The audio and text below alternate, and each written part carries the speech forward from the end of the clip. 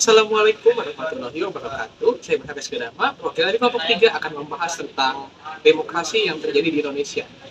Dalam demokrasi ini terdapat suatu topik yaitu pemilu. Nah, apakah kalian tahu tentang pemilu? Pemilu merupakan salah satu wadah pemilihan untuk mengambil keputusan dalam masyarakat untuk mendapatkan mana pemimpin yang dipilih oleh mayoritas masyarakat. Dalam pemilu ini terdapat ada unsur-unsurnya, yaitu pertama jujur, adil, umum, langsung, dan bebas serta rahasia. Nah, untuk pemilu ini bisa dalam berupa pemilihan kepala daerah, pemilihan kepala untuk bagian gubernur, dan juga pemilihan presiden serta pemilihan anggota Dewan Perwakilan Rakyat, baik daerah maupun pusat. Nah, untuk demokrasi ini dalam pemilu kadang melenceng artinya dari demokrasi Pancasila. Oleh karena itu terdapat nilai-nilai yang tidak sejalan dengan Pancasila sehingga menyebabkan demokrasi Indonesia tidak sesuai semestinya. Salah satu isu yang biasa terjadi adalah politik identitas. Politik identitas ini membahayakan bagi bangsa ini sendiri karena pemilihan yang dilakukan bukan berdasarkan visi dan misi, tapi karena dominannya suatu kelompok sehingga pemimpin yang dipilih tidak sesuai dengan hal yang semestinya. Karena dominannya terhadap suatu pihak menyebabkan di daerah tersebut kemenangan pihak yang dominannya. Nah, jika karena itu terjadi, pemilihan ini bukan berdasarkan kebagusan para calon, tapi karena keaslian atau kemayoritasan dari suatu belah pihak. Nah, karena ini pasangan yang terpilih belum tentu jadi yang baik dalam suatu pemerintahan. Oleh karena itu, politik identitas ini sangat berbahaya dan dapat juga memecah belah. Karena mendukung suatu mayoritas, minoritas juga akhirnya bisa tertekan karena hal ini. Berdasarkan survei yang telah kami lakukan terhadap populasi dalam pemilu. Nah, jadi untuk populasi yang kita sampel ambil ini adalah 20 mahasiswa dari Akademi Meteorologi dan Instrumentasi. Ada 20 orang lainnya di luar Akademi Meteorologi dan Instrumentasi. Pada populasi kali ini terdapat bahwa sekitar 80% masyarakat yang hasil survei tadi percaya bahwa pemilu ini belum tentu bersih jujur. Sisanya sendiri beranggapan sudah baik juga. Nah, untuk selanjutnya pada nilai kualitas hasil pemilu juga banyak masyarakat yang masih memilih antara dominan 3 dan 4. Nah, hal ini belum tidak sesuai dengan berdasarkan nilai yang ada. Karena terjadi banyak kecurangan, banyak money politik dan hal lainnya. Nah, kemudian pada pemahaman suatu masyarakat terhadap suap, masih ada sebagian orang yang masih ragu untuk menerima suap, atau tidak, dan juga masyarakat yang mau menerima suap, tetapi lebih dominan untuk tidak menerima suap.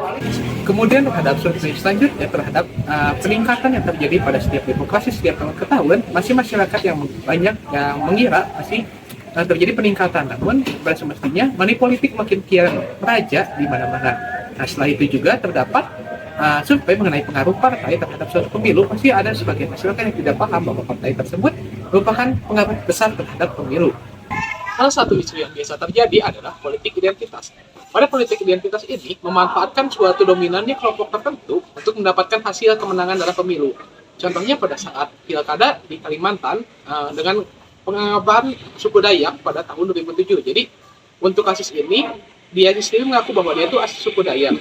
Kemudian pada Pilpres tahun 2019, di sini merupakan Maruf Amin yang mengaku bahwa dirinya pendukung Bobotoh Persib. Nah, jadi karena ini terjadi politik identitas terjadinya pendukungan dari Bobotoh kepada Maruf Amin. Begitu juga pada Maruf Amin mendapatkan dukungan-dukungan bahwa dia itu mengaku asli suku-suku daerahnya.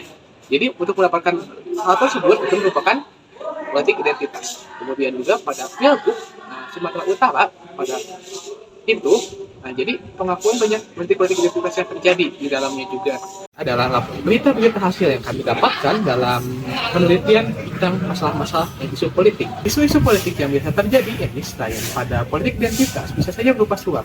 Pada suap kali ini merupakan hal yang sudah tidak aneh gitu untuk di kalangan masyarakat. Suap tersebut bisa diberikan kepada rumah ke rumah untuk uang maupun sembako. Nah, pada suap ini untuk meminta kepada pihak-pihak yang diberi agar memilih kandidat yang memberi tersebut. Nah, hal ini merupakan tidak sesuai dengan demokrasi Pancasila yang merupakan ketidakjujuran.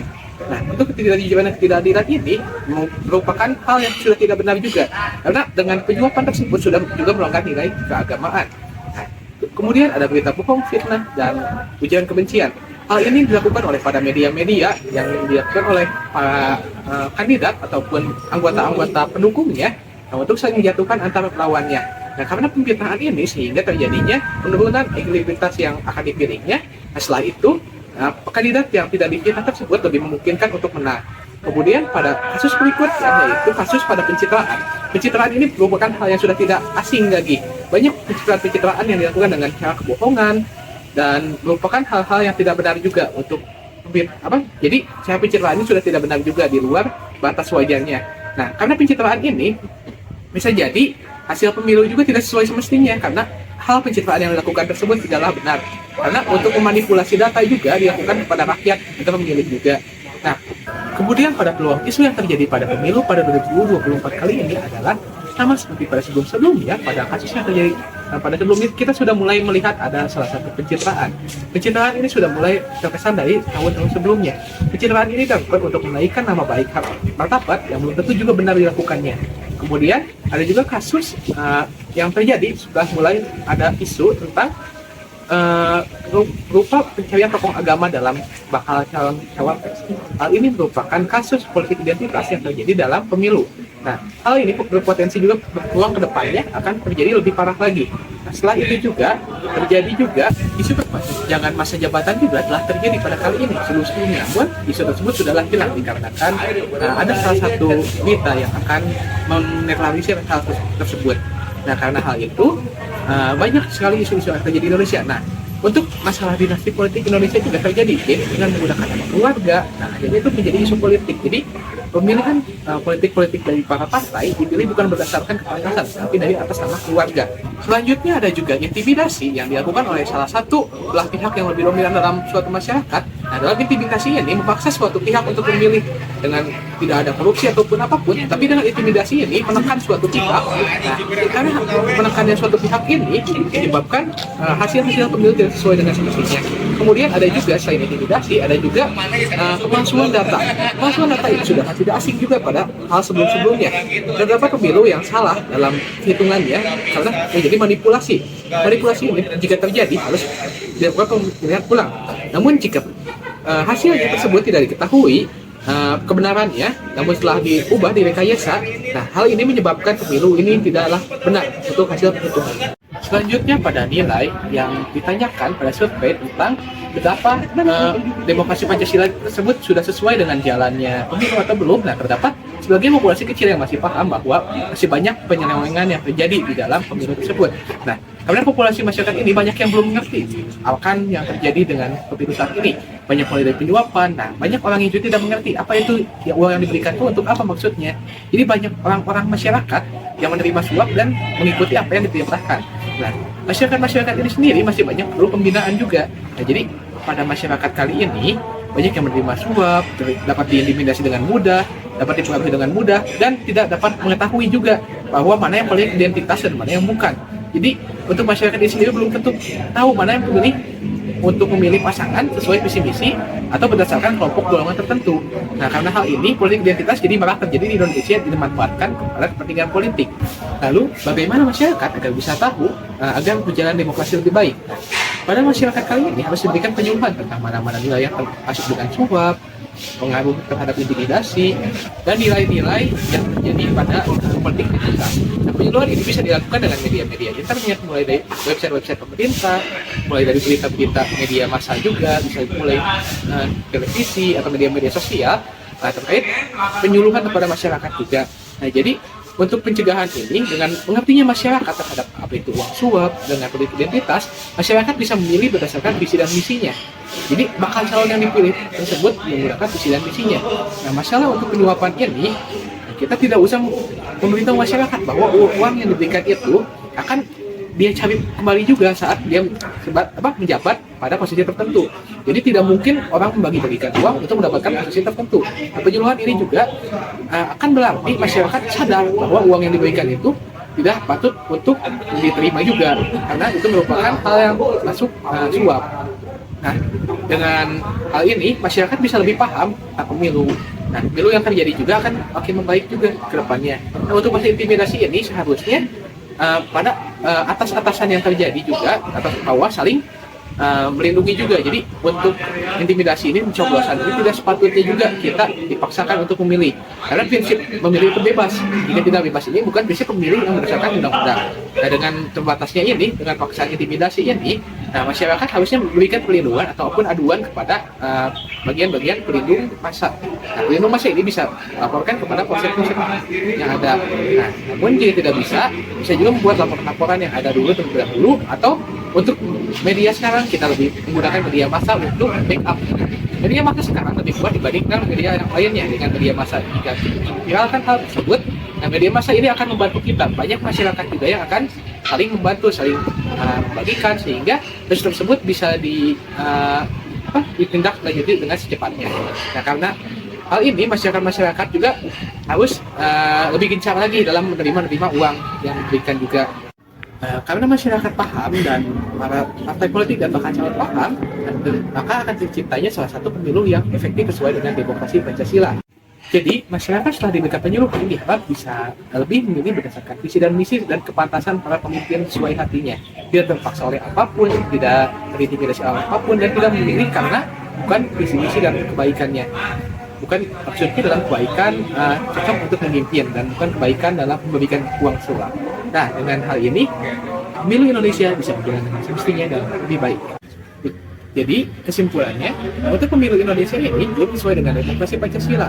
Nah, masih banyak penyelewengan yang terjadi, dimulai dari kasus suap, korupsi, dan politik identitas, serta masih banyak hal lainnya, terutama pada dinasti partai politik yang dipilih.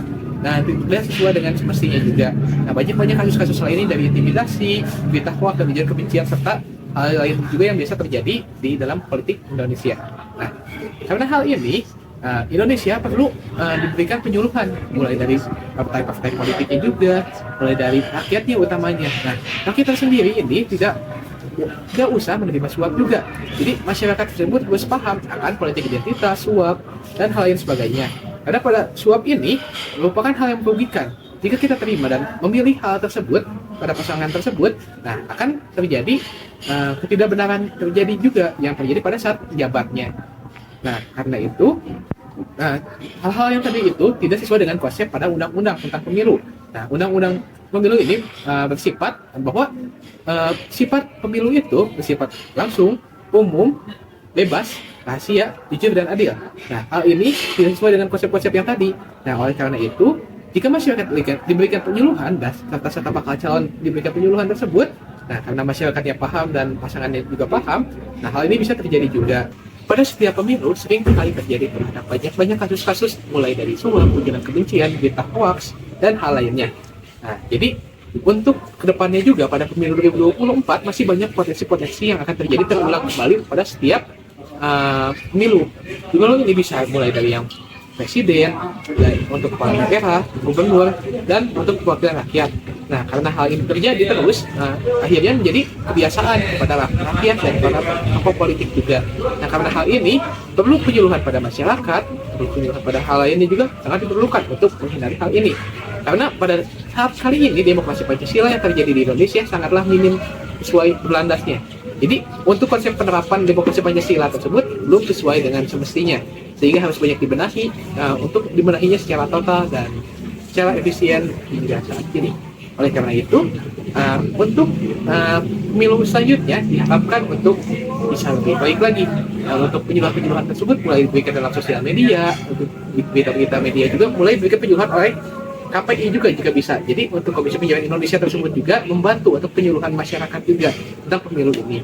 Nah, untuk kasus intimidasi ini juga diharapkan untuk kepada kepala yang lebih kuat di atasnya untuk tidak menekan hal-hal yang bawah juga oleh kepentingan politik. Karena politik tersebut bersifat rahasia, bebas, dan adil juga, tidak memaksakan kehendak orang lain.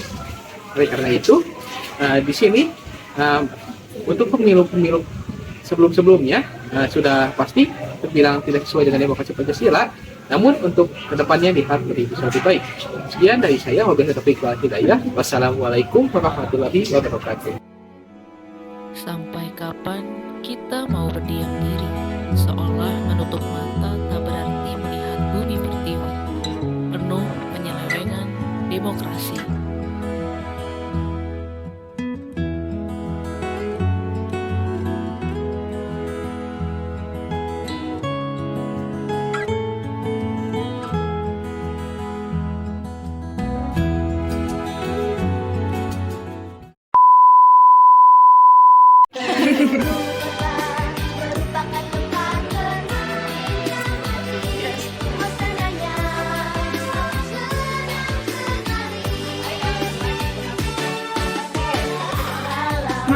Cepat bilang.